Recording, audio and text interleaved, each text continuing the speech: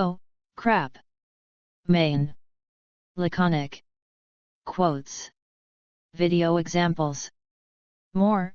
BR to image links NL playing with. Create subpage. Create new. Analysis archive awesome characters derivative work. Fanworks fanficari CS fridge funny haiku head scratchers heartwarming image source media notes. Newsletter nightmare fuel quote source recap referenced by shocking tearjerker timeline. Trivia WMGYMMV. And it's only a matter of time before Simba gets an even bigger one because of what happens next. It's that moment of dawning comprehension I live for. Hobbes on ambushing Calvin, and Hobbes. The moment at which a character realizes that something really bad is about to happen. Either that, or it already has and they are in big trouble because of it. They may not always say anything in particular when they do, but even if they do not, the look on their face clearly conveys to the audience their realization. This moment often features stronger language, and is when they truly realize that things are about to royally hit the fan. Sometimes the first few notes of Frédéric Chopin's Funeral March are used as background music to highlight how grim the situation is. There are lots of ways to react to moments like this. Characters may often exclaim stuff along the lines of "You have got to be kidding me, I want my mommy." Or sometimes even "This cannot be." Other characters might emit a loud gulp instead. A few might say their catchphrase but in an uncertain voice. Some might even freeze in fear completely.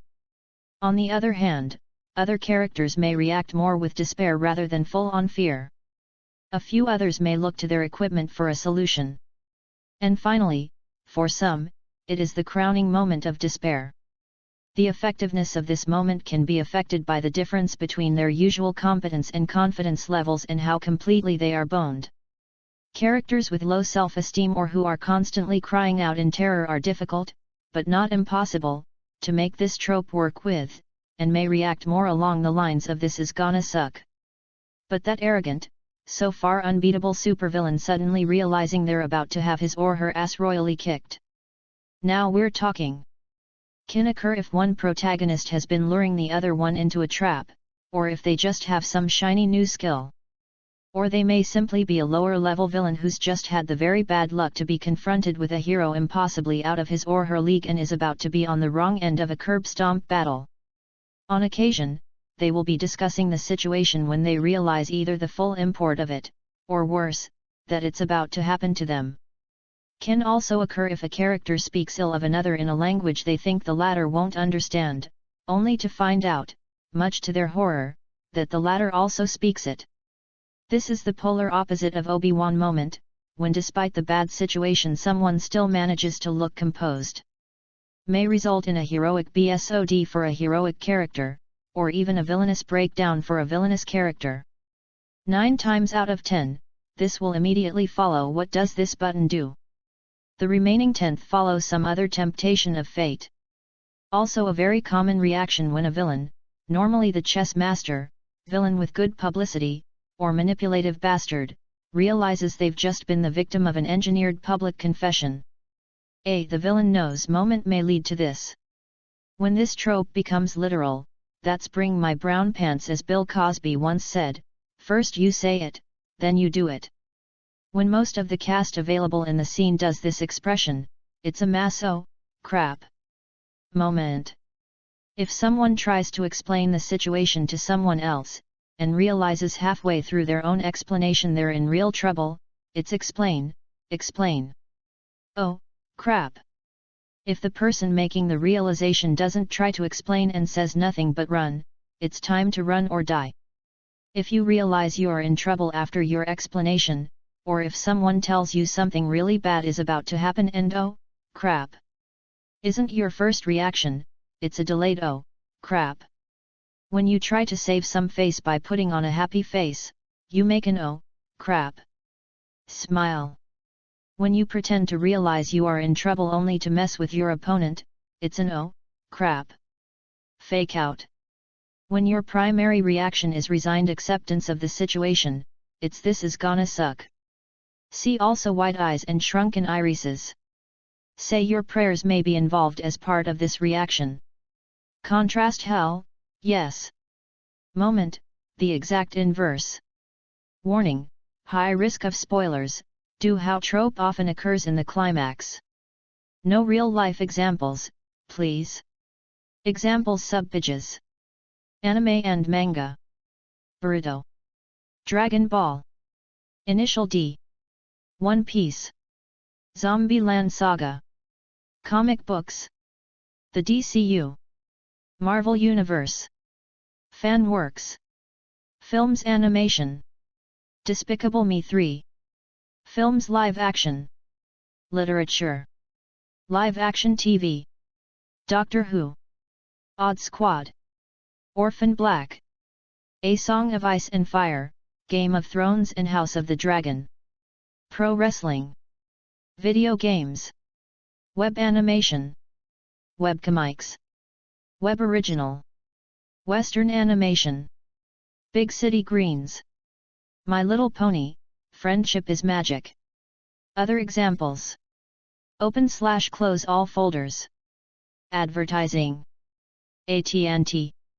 A commercial entitled Sisters has one woman finally meeting her newborn niece, but slow upload speeds freeze her screen at the wrong time. It appears she's giving a dirty look, accidentally snubbing her sister's daughter. Another commercial titled Superfan has a superfan's video call lose connection, causing him to lose out on his chance to ask Elijah Wood a question. Geico. A commercial has the gecko and an executive talking about the trust that Geico represents. The executive proposes one of those corporate trust-building exercises, in which he will fall backwards and the gecko will catch him. The gecko, being about 8 inches high, attempts to talk him down to no avail. The last shot is the gecko, as the executive begins to lean back, looking up, oh dear. Another commercial where the gecko is eating a bag of chips. The CEO commented he wanted to show him the first dollar he ever made. Cue the look on the gecko's face when he realized the dollar he used to buy the chips was said dollar. A Dutch insurance company has a long line of TV ads with the slogan "Even Apeldoorn bellen," pragmatically translated to "Just call us," after someone has realized he has a problem, or in some cases, when only the viewer has realized it. Some of these ads require knowledge of Dutch language or culture, but some don't. While it's doubtful any insurance could help those people out of it, they do tend to make a wonderful funny moment. Raid Insecticide Campaign. The commercials for Raid pest killers have been doing this for years, with whatever talking pest in the commercial shouting "Ray-ay-ay-ay-ay-ay-ay-ay-ay" before dying. The GameStop bunny has one of these. The Chips Ahoy commercial where the human-sized talking cookie is at a little girl's birthday, having fun with the kids, but then asks, "Cookie, where's the cake? Birthday girl, we're not having cake, Cookie, oh." An Energizer Bunny commercial featuring Dracula resulted in the Count invoke this trope in a rather deadpan snarker fashion after locking himself out of his castle chasing the bunny, at daybreak. Dracula, oh, great. Poof. In the campaign Never Say No to Panda, Panda being a make of Arab cheese, almost everybody realizes they've made a mistake once they say no to panda cheese and a giant panda is standing over them. Special mention goes to the dad in the grocery store the second time around. 2 M&M's commercials come to mind. In this one, Red, aka milk chocolate, is set up with Kristen by Ms. Brown and Kristen locks the doors once she's alone with Red. To people who talk about how bad the one with Maxwell and a human female in a car is, tell them about a female actually hinted to be about to have sex with a freaking piece of candy. This commercial has Naya Rivera of Glee being wooed by Red only to lick the back of his head and make him realize she wants to eat him, and her girlfriends go the same way. In France, many commercials for a brand of candies called Kiss Cool had these moments. In one of them, a man in a bunny suit who has to entertain children gets stage fright before he can perform. After eating the candy, he gains confidence and goes to see the kids chanting for him, only to realize said children were replaced by hunters. Oh, crap! Face from the guy, who slowly walks away. John Jameson, when he comes face to face with a giant octopus while saving a lost barrel of his whiskey, and after chopping open a dam to flood Dublin. A very dark instance of this occurs in the 2002 commercial for Universal's Halloween Horror Nights. It starts off with the caretaker deciding which tool he will use to dissect his victim alive with, via eeny meeny miny mo. When he gets to the final mo, the victim silently does this reaction. In a 2014 Walgreens Christmas commercial, a mother and father are eating the cookies they left out for Santa, when they glance out the window and see the big man on the roof of a neighbor's house. They get this trope and then race out to replace the cookies they ate, making it just in time. Glock. Somebody really picked the wrong diner. If you're not playing Sega Saturn, then the moment Segata Sans Hero blocks your path is your cue to utilize this trope.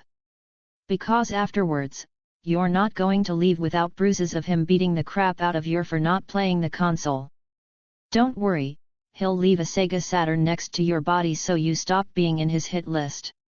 Your cousin from Boston has this reaction when he accidentally unleashes a groundhog in a bar. Your cousin, happy Groundhog Day. I brought Sam Adams cold snap and this groundhog holds up a carrier with the door open and sees that it's empty. Uh-oh. This then leads to a mass "oh, crap," as the groundhog wreaks havoc on all the screaming patrons, while your cousin goes from worried to mildly annoyed. Your cousin, screamin' isn't helpin'. It's like they never seen a groundhog in a bar before. Asian animation. Lampoot. In Guilt, Specs Doc's facial reaction to him popping the balloon he thinks is Lampoot looks nothing short of panicked. Downplayed in Orange Rose when Skinny Doc has a face that isn't panicked, but still surprised when he realizes he gave Lampoot to the woman when he was supposed to have Lampoot with him. In Skinny's Dance Night, Lampoot looks panicked when he realizes Skinny Doc is late for his date. Comedy. From the Frantics skit Ti Quan Leap.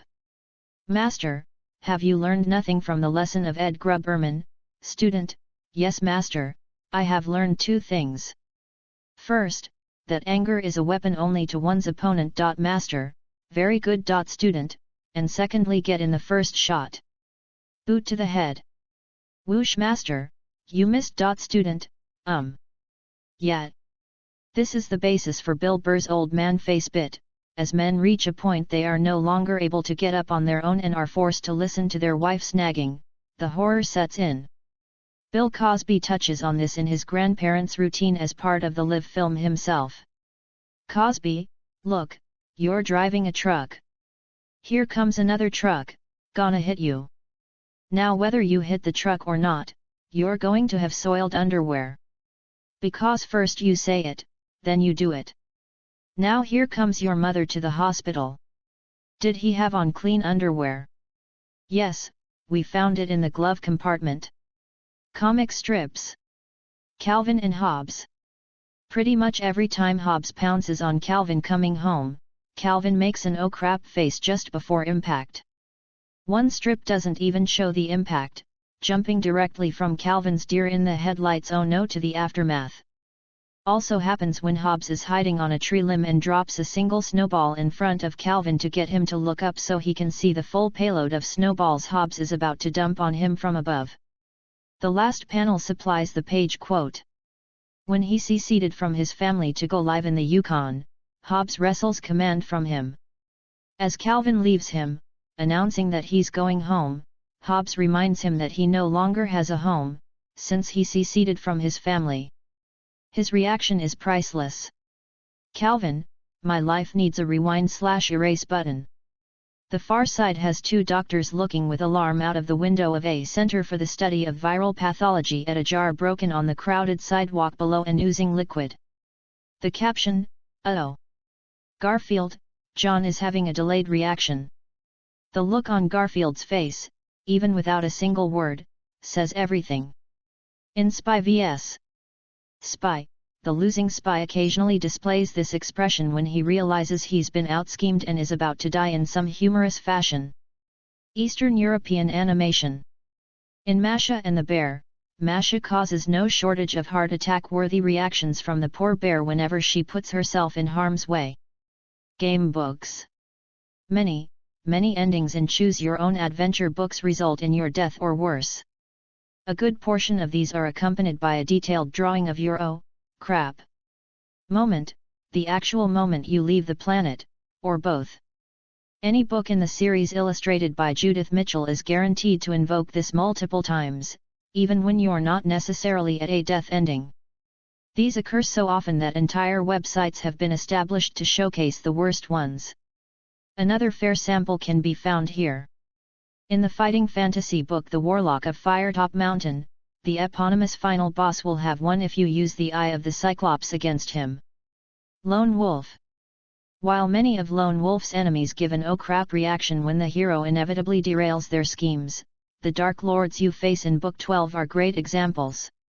After spending the entire series struggling to stop their forces from destroying everything, seeing these ancient incarnations of evil voiding themselves in fear when they realize Lone Wolf can actually kill them is extremely satisfying. The best one out of all of them is Archlord Nag's expression of panic blazing madly in his eyes moments before being atomized by the Sommer Sword if Lone Wolf brought it with him. Big Bad Ixiatiga in Book 17 has a similar reaction when he realizes Lone Wolf has a weapon that can kill him. His panic causes him to use nearly all of the power of the Death Staff in a huge energy blast in the hopes of killing Lone Wolf instantly. Provided Lone Wolf survives the attack, Ixiatiga is then stuck trying to fight him with an uncharged Death Staff. Still pretty strong, however. A good one from Venodar the Traitor in Book 3, The Caverns of Kalti. Who dares disturb me? He hisses, rising from the Brumalmark throne, his eyes searching for an intruder. Upon seeing you, he emits a horrified gasp and fumbles for his black staff. He has the look of a criminal who has been discovered in the act of some dreadful crime. Lone Wolf himself throughout the series reacts with fear every time he encounters the horrifying crypt spawn.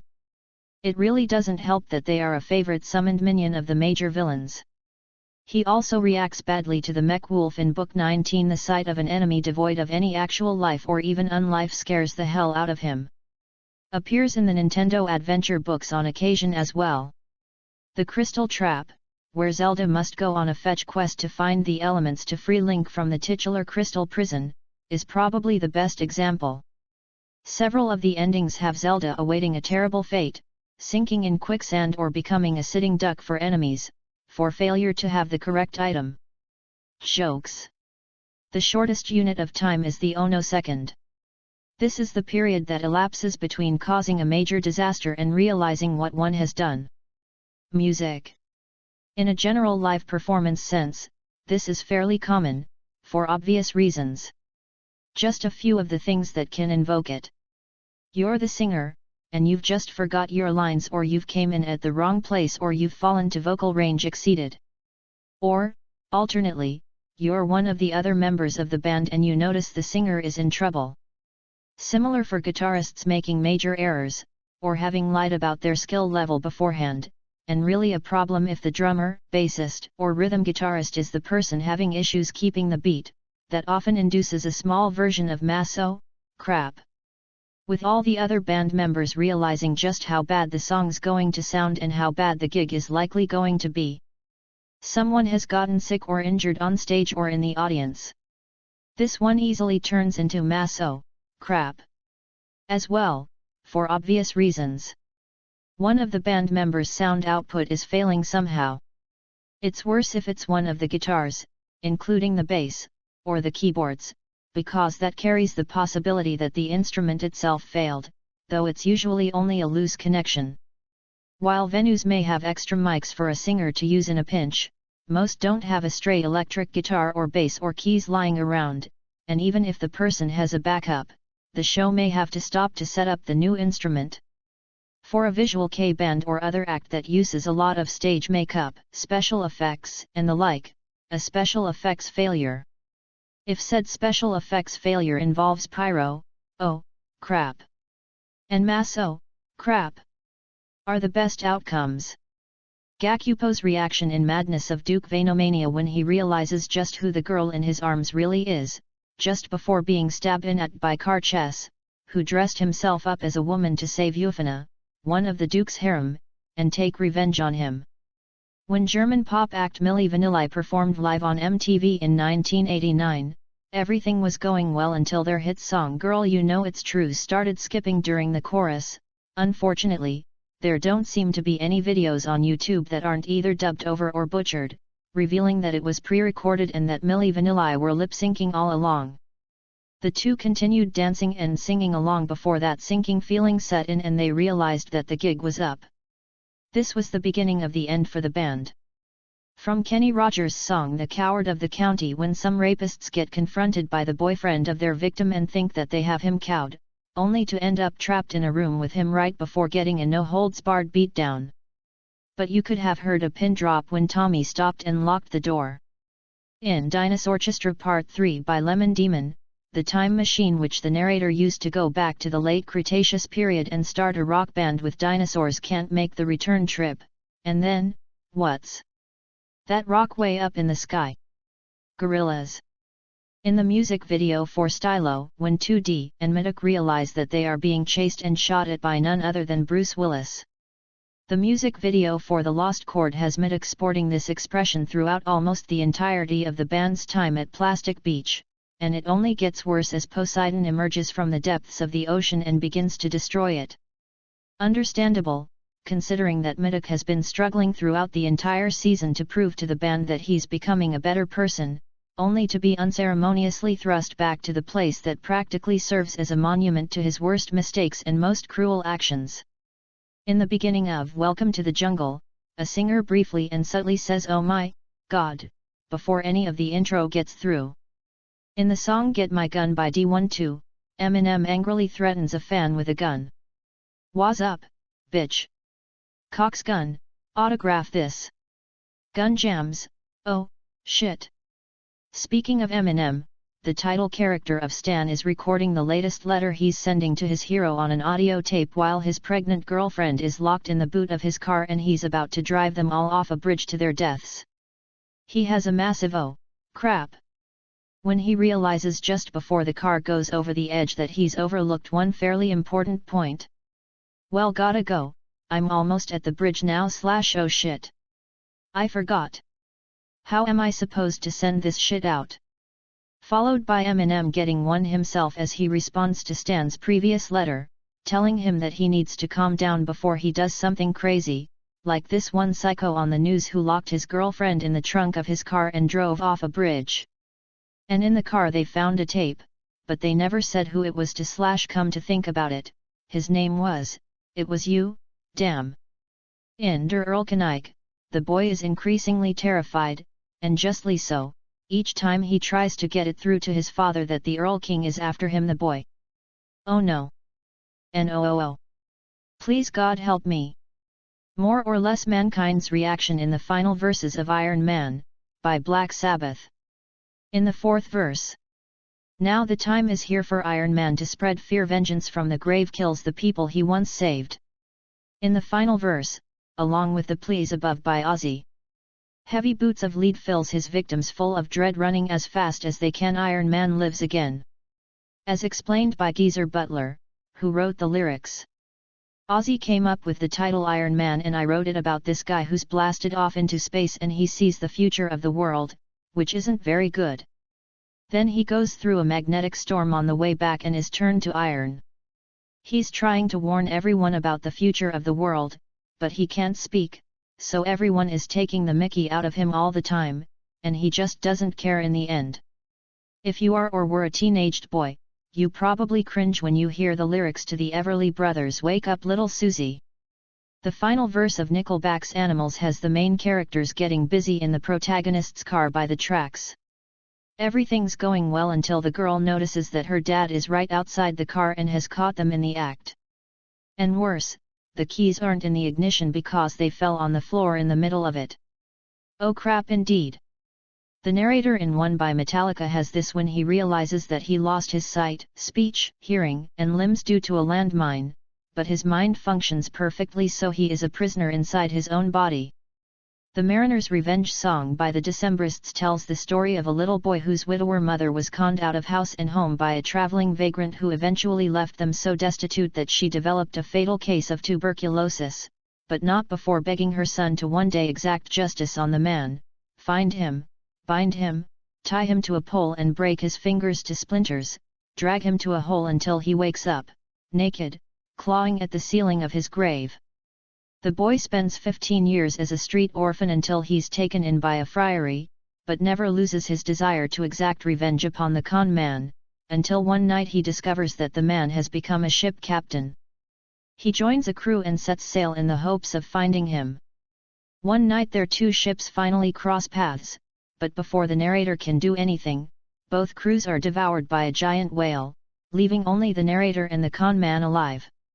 It's only right when the narrator is about to finally fulfill his mission that the con man realizes just what kind of death he's in for. It gives my heart great joy to see your eyes fill with fear. So lean in close and I will whisper the last words you'll hear. In the Ice-T song Midnight Ice-T, Evil E, D, and Hen had just stopped two people from carjacking them. Ice then turns to see that the jackers had brought along a bunch of their friends. Look to my left, there were two more carloads niggas in hats and hoods in an attack mode, and they hadn't yet begun to fight. He hit the gas, it was 1 past midnight. The Farseeds oh shit sees each member of the group describe situations they were in that led to these moments. All of them played for laughs. Hey You, by Pink Floyd. Here, the protagonist realizes what a large mistake he made after completing his mental wall, and in the process, isolating himself from society. The rest of the song details his attempts to reconnect with society, but to no avail. But it was only fantasy. The wall was too high, as you can see. No matter how he tried, he could not break free. And the worms ate into his brain. The Swedish folk song Hargaladen has a mysterious player arrives at a feast and start playing a strange tune no one can stop dancing to. At the end of the first verse, someone notices his feet and exclaims, "God saves us, he has the foot of goat." The Scooby-Doo on Zombie Island song It's Terror Time Again by Skysicle is about running and being chased by real monsters. As the title indicates, the characters have a lot more to be terrified about than usual, as conveyed in both the movie stills and the song lyrics. Here comes the really scary part. The music video for The Boy Is Mine by Brandy and Monica has an understated one at the end, in which the two-timing boyfriend, both girls are bickering over, knocks on the door of one of the girls' apartment and discovers both girls are waiting for him there. The last shot is of his dismayed expression. The video for Bibidaiba by Hololive's Hojimaki Swase revolves around a Cinderella-themed music video shoot that goes off the rails due to the actions of the prima donna director. After the director angrily lambastes Swase's manager for her blowing a take due to falling during a dance number, which she warned him could happen because of the glass slippers, the stage hands, the Prince Charming actor, and Swase's manager all look nervous when Swase and the director start arguing, and react with shock when they throw things at each other and then have to restrain them before they can come to blows. Myths and religion. All the way back in the Bible. Specifically, the Book of Esther. More specifically, when Haman realizes he's inadvertently ordered the death of the queen, whom her husband the king values enough to have been willing to offer up to half his own kingdom at her request. In the Book of Mormon, the judges and lawyers in the city of Amaniha execute an untold number of women and children for believing the preaching of the prophets Alma and Amulek in attempt to prove that God is not on their side. After thoroughly rubbing this in the two prophets' faces and tormenting them for days in their prison cell, they suddenly see both prisoners break their bonds, showing that God really is with them. Chaos ensues as the guilty try in vain to flee from the judgment of God. An even older example occurs in the 18th book of the Odyssey. Odysseus, posing as an old beggar, is challenged to a fist fight by an actual beggar, Eros, who is big, but neither strong for his size nor really a fighter. After vainly trying to dissuade Eros from this, Odysseus finally agrees to the fight and girds his loins for the fight. And then the watching suitors and Eros see the muscles on Odysseus' legs, chest and arms. When the title character of Oedipus Rex finally figures it out, making this older than feudalism. Pinball. Mousing around, both the playfield and the back glass show one of the three mice panicking at the sight of a man looming in front of them threateningly. Q gets one in Star Trek, The Next Generation if you do well in the QS Challenge mission. Q, okay, that's enough. Podcasts. Cool Kids Table. In the Firefly game. As soon as Mickey gets the coordinates to the stranded Alliance ship, he realizes they lead right into Reaver territory and immediately reports it to Caleb and Rock. When Alan asks the party to roll deception to act natural in episode 16, the first things out of Shannon and Jake's mouths after rolling are "Oh no. Worst foot forward" played Glaze of Glory, a game about squires contriving to get knights killed, to commemorate episode 200. At one point Barry McStay gets a little bit carried away and has the rather arrogant knight he's temporarily controlling tell the King of Gloria, who has already killed 2 members of his entourage, that she hopes seeding the river with fake fish was pleasing to His Majesty, before adding, "I certainly think it should be." Then there's a moment of stunned horror from the players, broken only by GM Johnny Chiodini going, "Ooh shit." Tabletop games. Exalted, it's been made explicit that this is going to be the general Yosi reaction to heresy charms. When an infernal creates swallowing the scorpion and snaps the tethers linking his shard to Lilwyn, the phylactery womb will scream in pain, and it's around that point that Malphias, the demon city, literally shits bricks. In the 2nd edition core book, in the section on limit